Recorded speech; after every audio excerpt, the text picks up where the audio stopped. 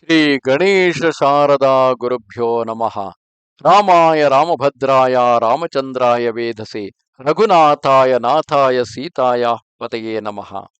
Welcome to all for this session on Ramayana to chapter 75 of Ayodhya Kanda. In the previous chapters, we saw Bharata, on returning from Ayodhya, realize that it is because of her desire to obtain the kingdom for her son Kaikeyi, his mother had wished exile for Rama and the kingdom for Bharata, and the same put Dasharatha into the shock, and it resulted in the death of Dasharatha. When he went on to curse his mother, went on to use all cruel words towards his mother, saying that his mother has completely destroyed the Ikshvaku dynasty and also tarnished the image of Bharata. He told her to go and die in the forest. The valiant Bharata, regaining consciousness, his eyes suffused with tears, pursued his mother filled with distress. Seated in the midst of his counselors, he poured forth reproaches on his mother, saying, "It was never my desire to rule, nor did I consult my mother in this matter. I was not acquainted with the king's intention to confer the crown on Rama. Being far from the capital with Shatrughna, I knew nothing of the exile of Sri Rama, Lakshmana, and Sita. Now, how it came to pass, my heart is filled with anguish.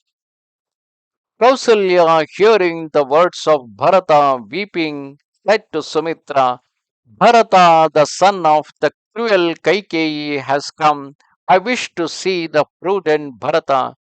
The queen Kausalya, pale and weak on account of her separation from Rama, advanced trembling to where Bharata was, while the prince with his brother Shatrughna started likewise for the apartment of the queen.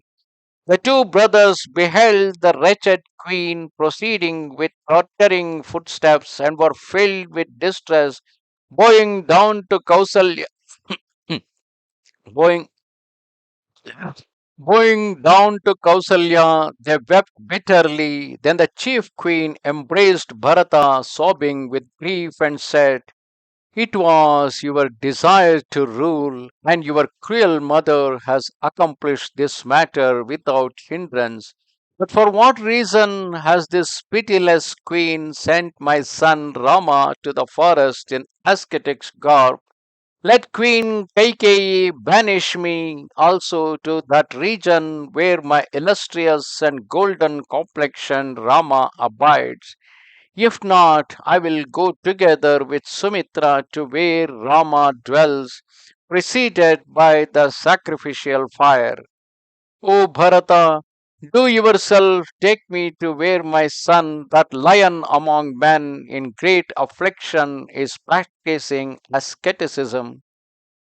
Queen Kaikeyi has made you sovereign of this country, replete with wealth, grain, horses, elephants, and chariots."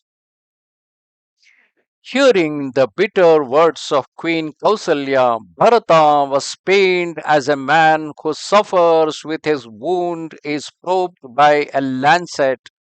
Agitated and confused, he fell at the feet of Queen, lamenting. Then, growing composed with joy in palms, he addressed the sorrowing Queen. "O mother, you know how great is my love for Rama, and also that I am innocent in this matter. Why do you reproach me?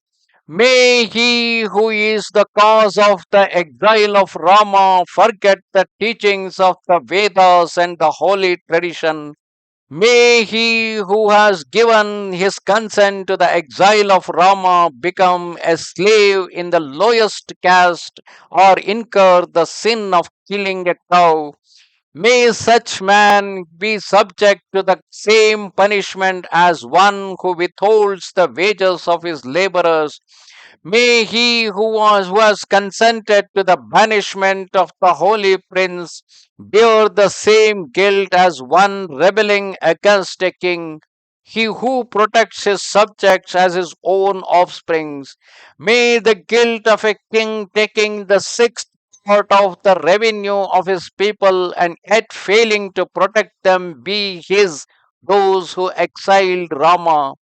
May the fruits of the sin incurred by one who, well equipped with elephants, horses, and chariots and all weapons, does not fight according to the law of righteousness, be his. May he who agreed to the exile of Rama forget the teachings of Vedanta, which ensures happiness and all the secrets obtained from his spiritual preceptor by serving him. May such a one not live to see the coronation of Prince Rama, whose countenance equals the sun and moon in splendor.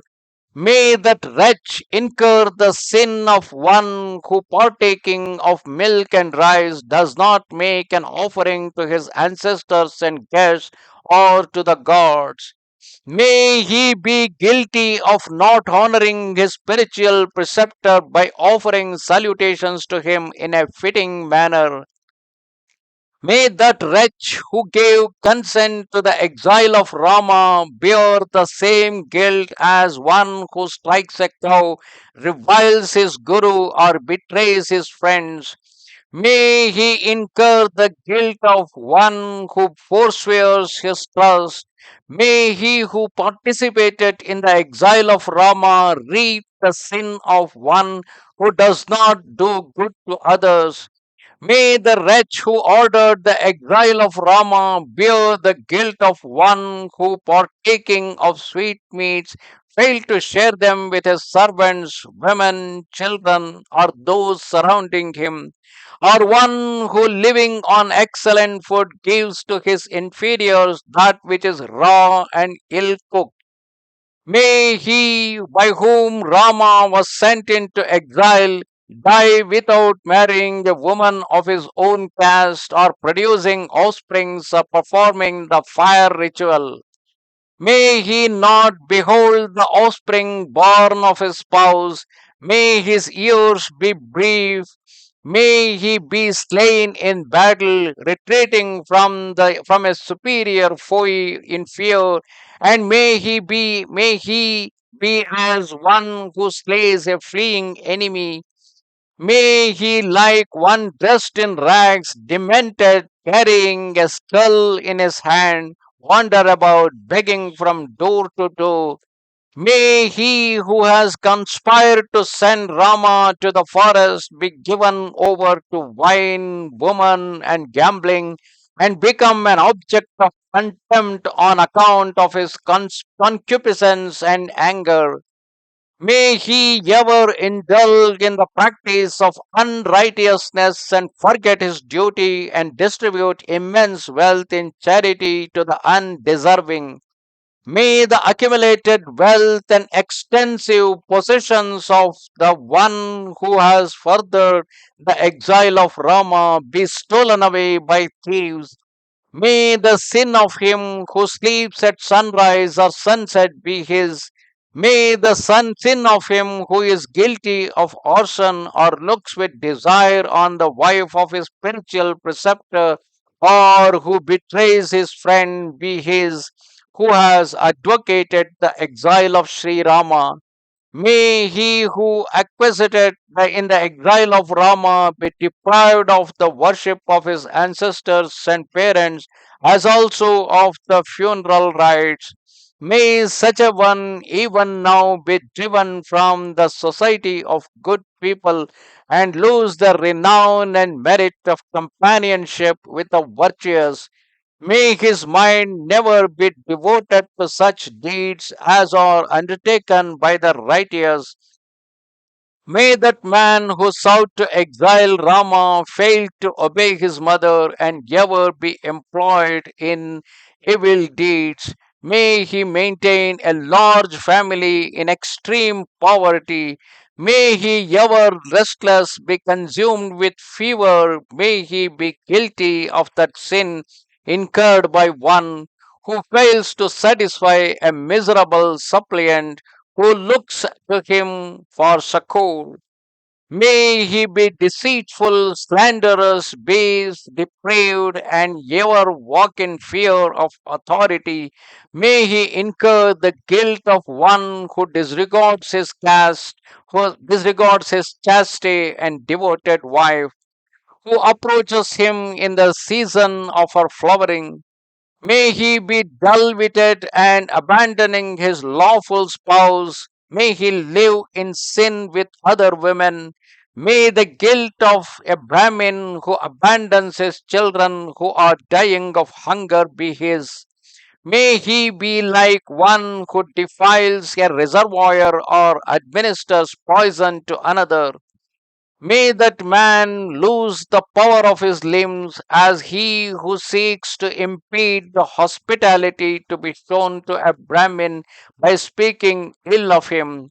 May his be the sin of one who drinks the milk of the cow that possesses unweaned calves. May he incur the sin of him who, having water in his dwelling, turns the thirsty man from his door.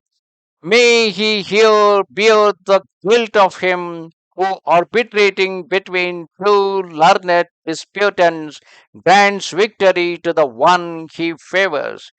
Thus, Bharata is basically cursing himself because, in case if he ever at any point of a time, if he approves the exile given to the Rama, let all these curse shall affect on him. But if you look at the other side of this, Bharata never did so. Bharata was always a very obedient brother of his elder brother, and he never approved, even in his dreams, the exile of Rama.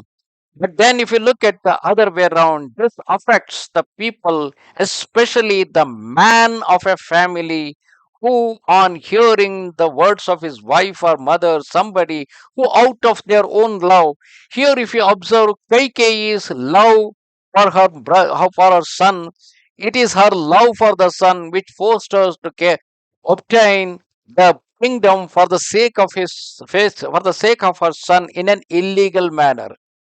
It should have been the righteousness on the part of Dasharatha. If he is righteous and if he know what exactly is the true dharma, instead of giving himself away for the love and lust for his queen, for this beautiful queen, he would have separated the politics from the personal life. His love, his lust for Queen Kaikeyi was his personal life, whereas the politics is different. The kingdom is different. The kingdom need to be handled only by a rightful heir to the throne.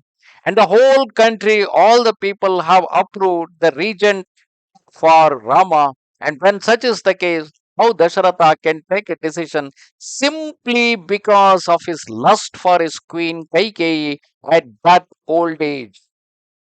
And so it doesn't happen only with Dasharatha. There are lots and lots of men in the world today who have a lustful wife like Kaikeyi, who is ready to demand anything from her man, and all such men who get yielded by because of their lust and love towards the women folk and do away with the dharma and go against the dharma, ill-treat the others, ill-treat their country, ill-treat their family, spoil their family traditions, all of them will suffer the same fate as what is being explained here by Bharata. And that is really the truth which we can introspect ourselves. If at any moment of a time, as a man, if we get yielded for the sake of our lust, for the sake of our desires towards the women folk, unable to hold the dharma and yielded to that. Namaste Sharada Devi, Kashmir Puravasini, Twamaham Prarthye Nityam, Vidya Danancha Dehime.